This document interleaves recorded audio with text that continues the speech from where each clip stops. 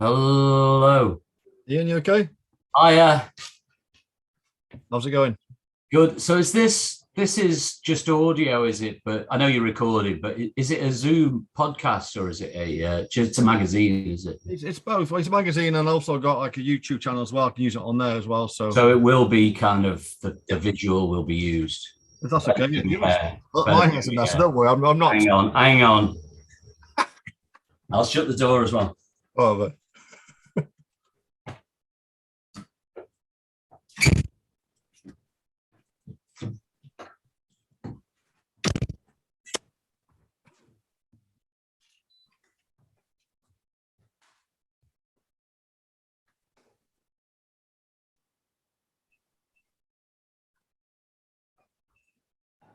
Great. So I'm just making a coffee there for when you're grueling me. are you okay though? Yeah, had a nice, good week of doing Yeah, all it's this. Yeah. boiling all of a sudden, actually. It's just the sun's just come out, and this is like a little studio on the top of my house. But Hmm. it's all glass. So when the sun comes out, it's like boiling the bag. It's really it's crazy, really. I should Are be you in on London or are you in soon. Liverpool? I'm in London now, Right. so I go between the two quite a lot, really. Yeah, I don't blame you. How's you in with the Where are football? you? I'm in just west of Cardiff. It's by the coast, so it's between Bridgend and Cardiff, so it's quite rural. Nice. Yeah, It's yeah, just I'm in my attic and then my TV, my room upstairs. So yeah, yeah, so I'm by the coast, so it's very rural. So yeah, I like it here. So yeah. yeah. So the new album, mate. It's I can't believe it's been 10 years since you did the More last than album. 10 years, more than 10 Is it years. more than 10 years? Okay. Yeah, it's been 16 years, I think, Jesus. Okay. 2007 maybe or something, or nine. Bloody hell. Okay. Okay. Yeah, so even longer than you might have not believed. Why so long then? Why, 'cause if I just mention that based on the class that you've offered on this new album, I don't, do you sort of regret not doing anything over the last, say, 15, 16 years? Because this is just a phenomenal album I've been listening Oh, to. thank you. Thank you. Well, I suppose you can only do stuff when you can do it in a way. I think sorry, crackling noise. I think you know, I think the last album that I did, I did I sort of stopped Lightning Seeds really and Mm, started producing a bit and was yeah. kind of started working with a couple of unsigned bands in Liverpool that kind of developed into something. And then I did my solo album, which was very simple, just done very quick, and it obviously wasn't the Lightning Seeds, Yeah. and Yeah. I felt like I'm not writing like the fella from the Lightning Seeds, even though it's me, it just didn't fit the bill. So, and then I signed to a record label, and I had some more songs that I had, and they were very much like when I wanted to be a Lightning Seeds album, and Mm, I hate it when I allow myself to be influencing it. So I kind of tried to turn them into a Lightning Seeds album, and they ended up neither one thing or the other. And okay. I, and I don't not like it, and I don't, and some people love that album, but it's just it to me it wasn't something or the other, and I felt a lot of anxiety putting it out. I was very anxious about it, stuff like that. And then I think, sorry, this is a really long-winded answer, No, it's okay. and then I think I felt like I don't know. I just wasn't sure I wanted to do anything much. I'd had a few things happen in my life over that period. I suppose the period after you're famous as well, not after things, but after a big success, and you're kind of Yeah. dealing with that and figuring out where your life is. Yeah. And then I had a lot of kind of bereavement in the family. And it was just a really strange time. And I found I was writing differently. And maybe I just felt like you've spent half your life in a room worrying about a drum. Mm, You always want to do that. You need to live in your moment. And, I tried to do that and I messed it up. And then I gradually arrived at a point where I thought, no, the things that you love are being in a room worrying about a drum, but you just have to pick the right moments. yeah. Uh, and then I'd let everything go on. And I think, so we started playing live. We were playing live And I think I'd let that, if to use a football parlance, I'd gone from the Premier League to maybe the second division. Okay. Or below the championship. And then I gradually, started thinking, oh no, if I'm going to do something, I want it to be great. So, and various people came into the band, and I managed to get what I love. I think it's my favorite people and my favorite band the way we are at the moment. We're really good. And that was quite inspiring. And then I thought, I'm enjoying this. I've just been a troubadour, just turning up at places, doing the gigs, doing festivals, wherever it is in the world or in Britain. And, it was really cool. And we got better and better. And it's like, okay, I would like to try and be in the Premier League, be really good. So I think we've become really good. And then I started, writing a little bit. And I had a couple of songs and I thought, well, these are actually Lightning Seed songs. They do feel like Lightning Seed songs. And then I received kind of encouragement from friends who kind of helped me because I'd sort of forgotten not how to do it, but I didn't have the mechanism in place to make it happen. And then when I'd recorded a couple and I quite liked them, then it stops being an abstract idea. And you think, oh, no, I like these. I would like to play these to people who like my music, and everything grows from there. So I think it wasn't, I've never had a plan. I've never had a master plan for my career. I've bumbled around, messed it up, fallen over, got back up. Seems like that's what happened here. Yeah, but it feels like you've been around forever. I know going back to your days in the early days. Well, I even forget you were big in Japan at one point, and I remember them back in the 80s when I was sort of growing up. You remember that band? Yeah, of course, they're bigger than Japan. Yeah, bigger in Japan. Of course they do. Yeah, of course. Yeah. I'm in 80s. Yeah, I was born in the early 70s. So my brother was older than me. So he was like, Depeche Mode when they first came out, Yazoo, and Ultravox and big in Japan, and you name it, even Kajagoogoo to a certain extent. Yeah. So I brought up on all that. Yeah, but no, I didn't realize you were big in Japan. I was like, it blew me away. So it feels like you've been around forever. Do you know what I mean? I know you've been in other band as well, but and for you to say that, it took you lost you sort of fell out of love, I guess, with being in the studio. Then you realize you wanted to be back in the studio.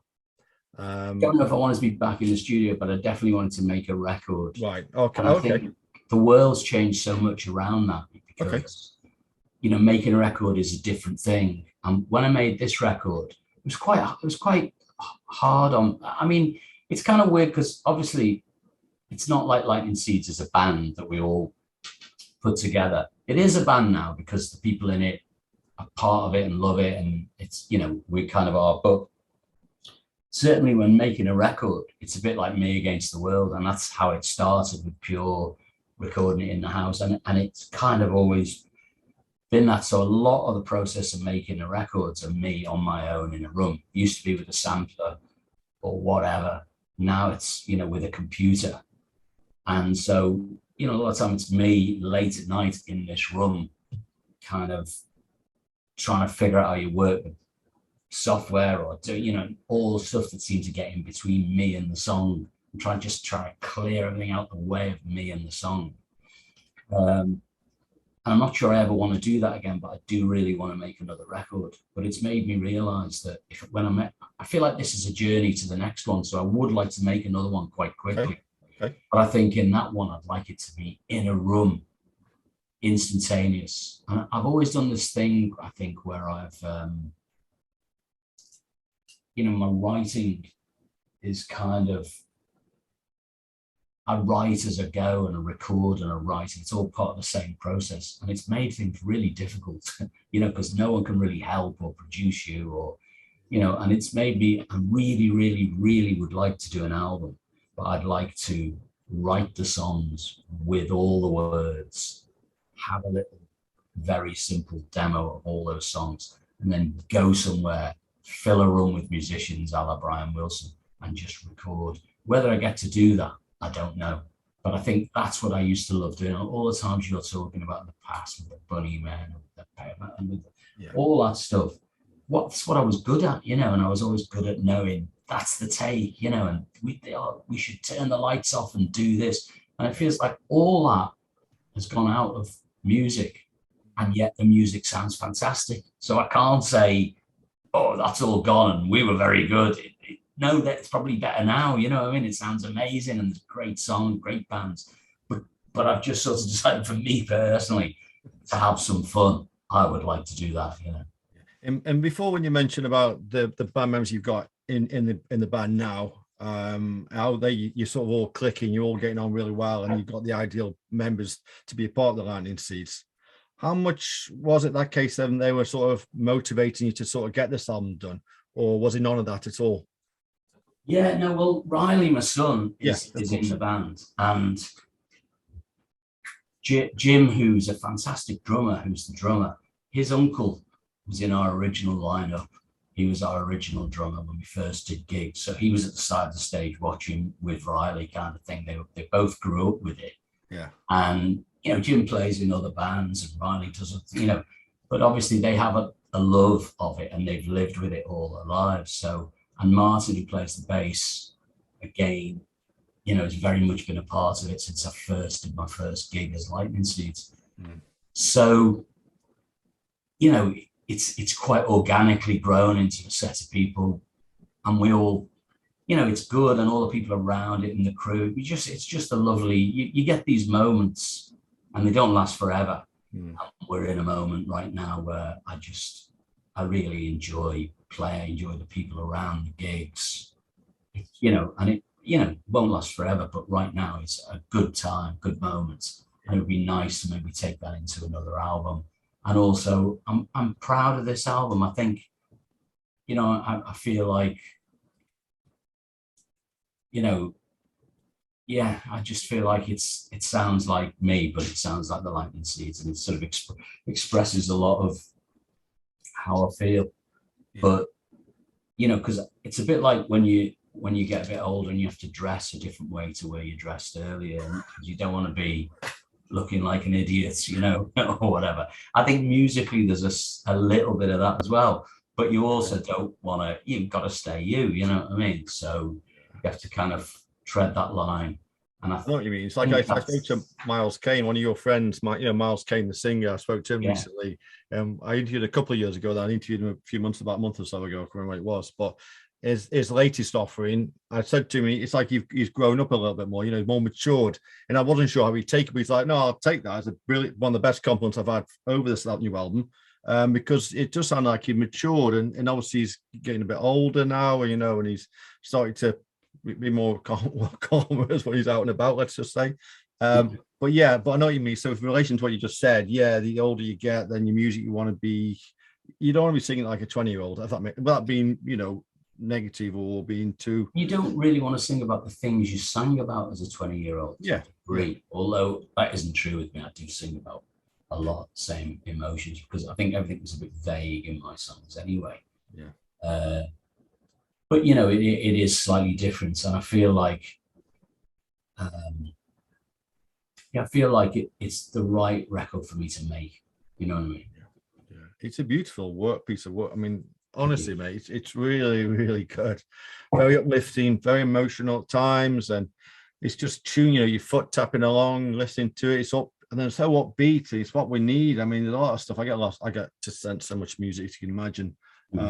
But yeah, I think it's like you're not being away, you know, and I just think I know you've explained why you haven't done it over the years, but if this is taking this long to do something as masterful as this, then thank God you didn't do anything for the last 15 years. Do you know what I mean?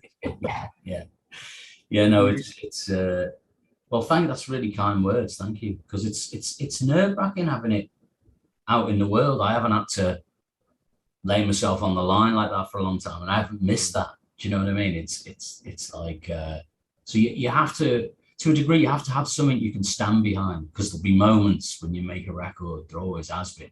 Might be a little bit less like that now, but there is always moments when, you know, someone attacks it, and you have to be able to honestly stand behind it and go, no, I'm proud of this. This is, you know, so I think you need to make sure you've got something that you feel that way about, because that moment's always going to come.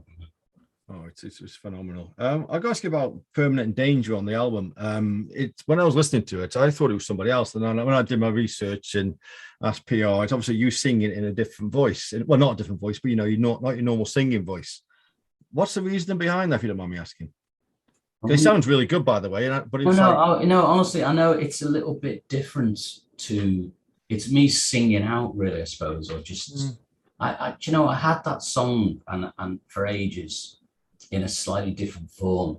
Okay. I remember I used to sing it in the kitchen sometimes with my mates and say, "Got any song?" And I'd sing it for hours. I think I'm in trouble, and trouble means trouble, and it was always a thing, and it was just felt great to sing. And I always thought, let's have a gospel choir sing this or something, Yeah. And then I was getting towards the end of the album, and I was like, I've never done anything with that, and there's no chance of me getting a gospel choir. And it's something that I've come back to over the years, that I've always come back to it. And it, and I think a lot of the time, I've tried to make all the songs have a very positive energy. Yeah. And even if they're sad or whatever, I try to keep it a real positivity. And I felt like, I suppose that's not that positive, but I want to sing. Yeah. And it was that whole thing of, I hope I am what I think I am.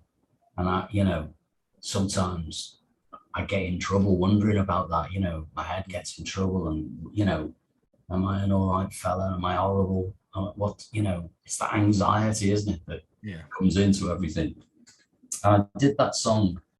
It's just me sitting right here at this exact position, to be honest, with the guitar there. Yeah. And I just got the drum machine up, old drum machine. I kind of, and I did it very quickly, and I sang it that night, just how it came out. And I remember sending it to Riley, and Riley saying, "Oh, you're singing a bit funny on that, the singing's," and I was like, "Yeah, is it a bit funny as in rubbish, or is it okay? Because it's exactly how that singing is exactly how I feel about that song." It's like, no, I think, yeah, it is. It's, so it stayed kind of thing, and it's a funny little song. It's a sort of it's not really a song, is it? It's kind of. No, I know what you mean. It's yeah, I couldn't describe it in a nutshell. I couldn't describe it. It's just. It's funny because when I did it, it was, there's no bass on it. I just did it, and I was the engineer who came over to help me mix it over and he was like, this is funny. You've just got like this old drum, how are we going to make this into a thing? And I was like, don't worry about it, it'll be fine, And we did it.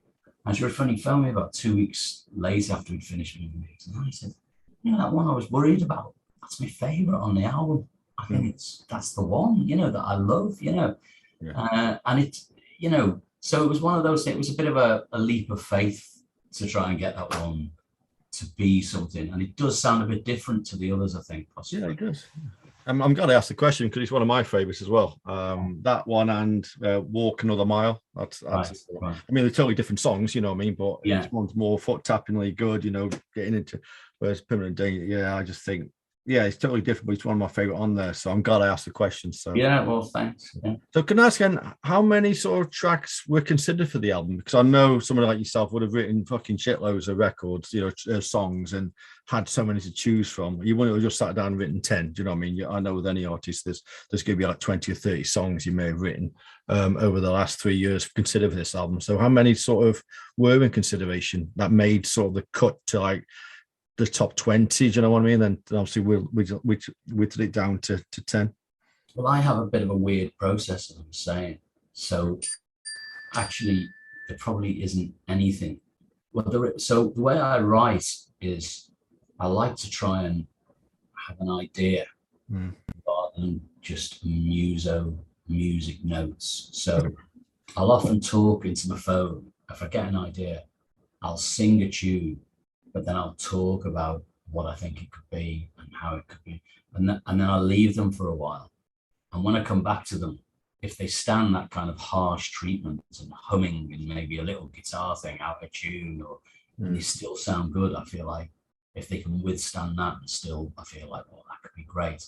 They're probably the ones that I would work on. So I don't really have finished songs, Okay.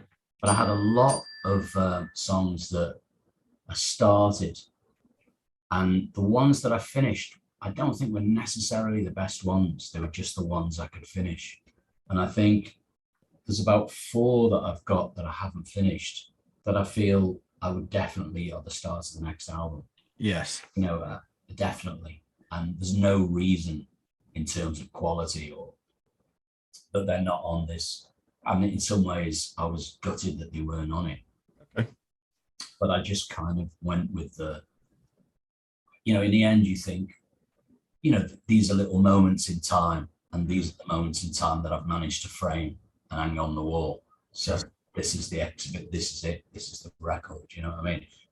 But the next one isn't necessarily inferior anyway. And that's one of the things that when I was talking about earlier, makes it very difficult, is that process that I don't want to do anymore, because as you say, it would be a far more sensible thing that you just said if I had finished 20 of them, had them all demoed and picked the ones that I thought were the absolute best. That would make so much more sense. I just intend to do that next time, but I've intended to do that every time I've made an album and failed.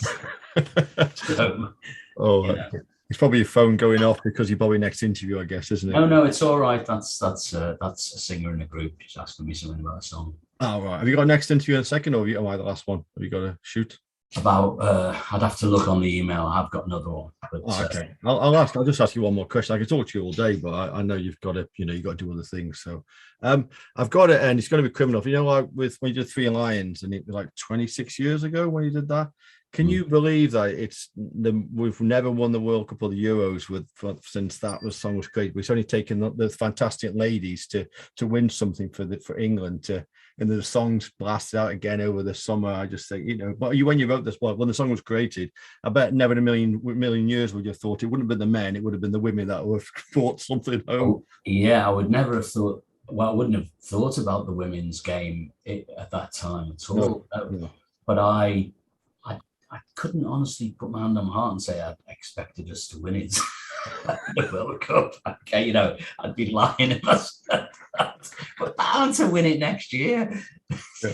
Well, I still feel that way. You know what I mean? Like living. I think that's what the song's about. Really, is hope, living in hope. And to be honest with you, the song is about fans, and it's about fans of any. And one of the things I loved when it came out in Euro '96 was Dutch fans were singing it, German fans were singing it, wasn't it? Because it's kind of just about losing, really, and the whole idea that you kind of it's it's a funny thing supporting a team or sport, isn't it?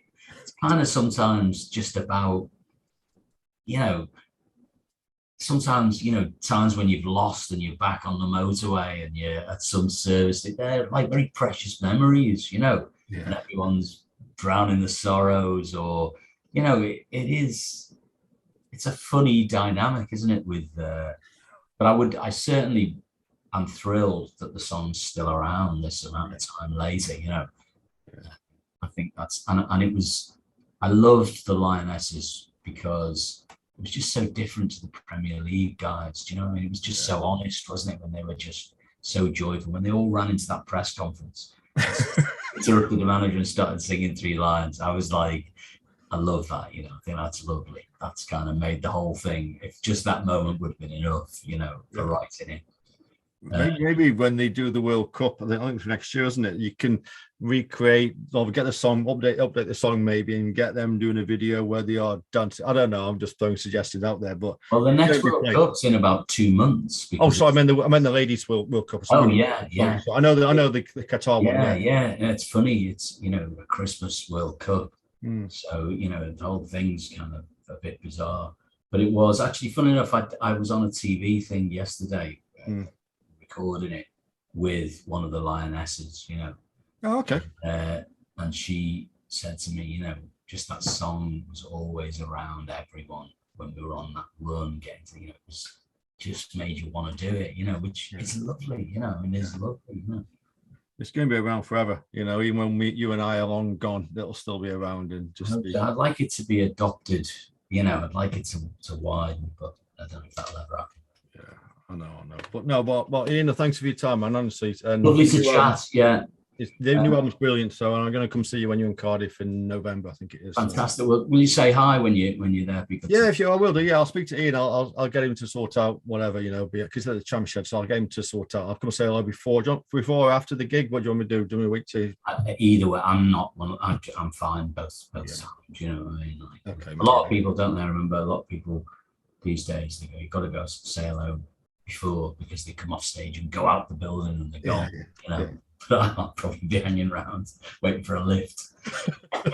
So, all right, nice one, mate. Lovely to meet you. On your man. See you soon, yeah? All right, Ian. Nice one. Take care. Cheers, mate. Bye-bye. See ya. Bye-bye.